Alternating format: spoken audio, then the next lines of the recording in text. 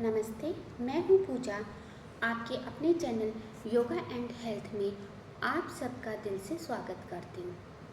आज मैं बात करूँगी मासिक धर्म के बारे में। मासिक धर्म का अधिक आना या मासिक धर्म का कम हो जाना या मासिक धर्म का अपने टाइम पे नहीं आना, इन सब को हम अपनी डाइट से ठीक कर सकते हैं।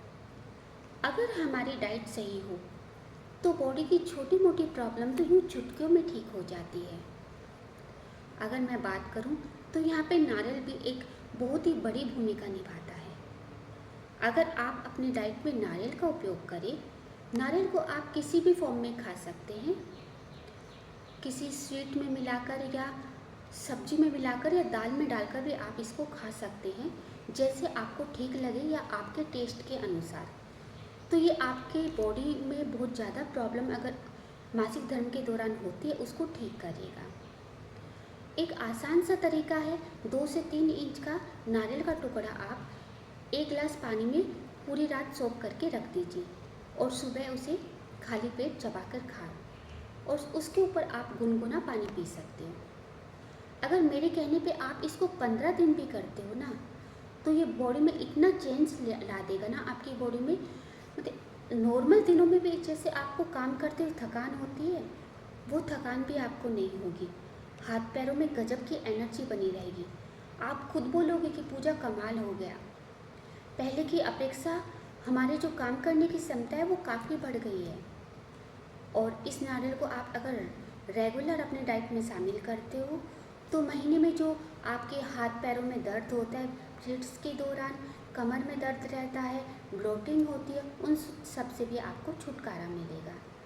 तो मेरे कहने से एक बार कम से कम 15 दिन इसको यूज करके देखना और फिर मुझे कमेंट में आके आप फीडबैक ज़रूर देना कि नारियल को यूज कर कर आपको कैसा फील हुआ। यहाँ पे नारियल आप कच्चा भी ले सकते हो, नहीं तो सूखा हुआ नारियल, जहाँ हमारी भाषा में उसको गट बोलते हैं। आपके यहाँ उसे क्या बोलते हैं सूखे नारियल को, मुझे कमेंट में ज़रूर बताना। पीरियड्स के दौरान ब्लड फ्लो अगर बहुत ज़्यादा होता है तो आप यहाँ पे तुलसी की जड़ का उपयोग भी कर सकते हैं। तुलसी की जड़ को काट कर धोकर अच्छी तरह से उसको छाँव में आप सुखा सकते हैं। अगर वो छाँव में ठीक से नहीं सूखती तो कुछ दिनों के लिए आप उसको ढक कर किसी कपड़े से धूप में भी रख सकते हैं। जब वो अच्छी तरह से सूख जाए तो उसको पीस कर उसका एक फाइन पाउडर बना लो और उसको एयर टाइट डिब्बे में बंद करके रख दो। जब आपका इसका उपयोग करना हो तो एक पान का पत्ता लें, पान के पत्ते पर 1/4 चम्मच आप तुलसी की जड़ का पाउडर डालें और उसको चबाकर खा लें। ऊपर से आप पानी पी सकते हैं। इससे भी आपके ब्लड फ्लो तो कम होंगे और उससे भी आपको रिलीफ मिलेगा।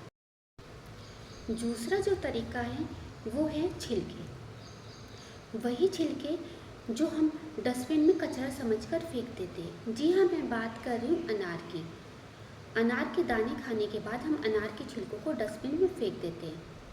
अगर हम अनार के छिलकों का उपयोग करें तो ब्लड फ्लो को कम किया जा सकता है। अनार के छिलकों को धूप में अच्छी तरह से सुखाकर उसका फाइन पाउडर बना लो मिक्सी में पीसकर और उसको एयर टाइट डिब्बे में रख लो। जब भी आपको लगे कि पीरियड में ब्लड फ्लो ज़्यादा हो रहा है तो 1 गिलास ठंडा पानी लो और उसमें 1 चम्मच अनार के छिलकों का पाउडर अच्छी तरह से मिक्स कर लो और उसे पी लो।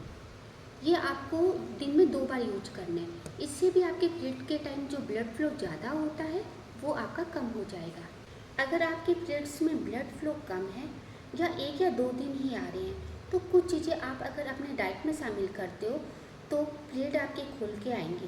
पहला है पपीता। पपीता में कैरोटीन होता है जो एस्ट्रोजन हार्मोन को उत्तेजित करता है और इस हार्मोन के उत्तेजित होने से हमारा ब्लड फ्लो बढ़ जाता है। आप तिल और गुड़ को भी एक साथ यूज कर सकते हैं क्योंकि दोनों की तासीर गर्म होती है और तासीर गर्म होने के कारण ये ब्लड फ्लो को बढ़ाता है। यहाँ पे सौंफ भी बहुत अच्छा काम करते हैं। अगर आप सौंफ को अपने डाइट में शामिल करते हैं तो यह भी ब्लड फ्लो बढ़ाने में आपकी मदद करती है। यहाँ आप अदरक का उपयोग भी कर सकते हैं क्योंकि अदरक रक्त प्रभाव को बढ़ाती है और जिससे आपके पेट खुल कर आते हैं।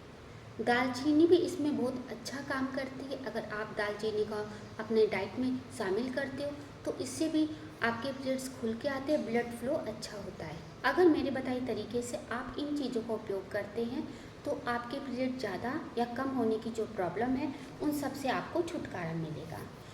इसके साथ साथ अगर आप योग का अभ्यास भी करते हैं तो आपकी ये प्रॉब्लम लाइफ टाइम के लिए ख़त्म हो सकती है।